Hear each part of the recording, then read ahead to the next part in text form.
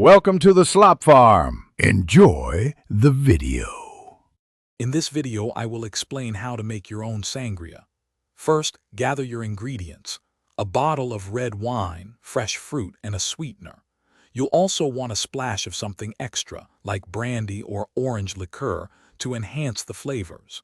The key to great sangria is allowing all these wonderful ingredients to meld together, so chilling time is essential for a perfect blend. For the best sangria, start with a dry, fruity red wine. A Spanish Tempranillo or Garnacha works wonderfully.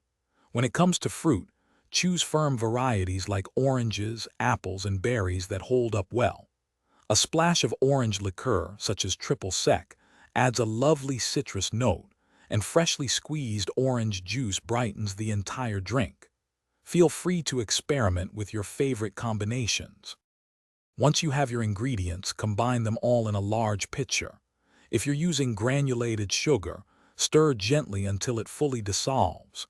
This is your chance to taste and adjust the sweetness, or add a bit more brandy if you like. The magic truly happens during the chilling process, so let your sangria rest in the refrigerator for at least 2 hours or even overnight for optimal flavor.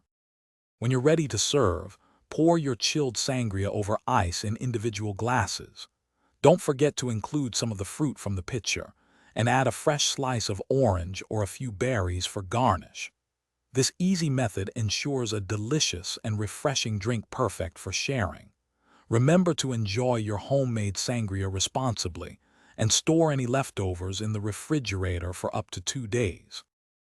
Thanks for watching. Consider subscribing if we helped you today.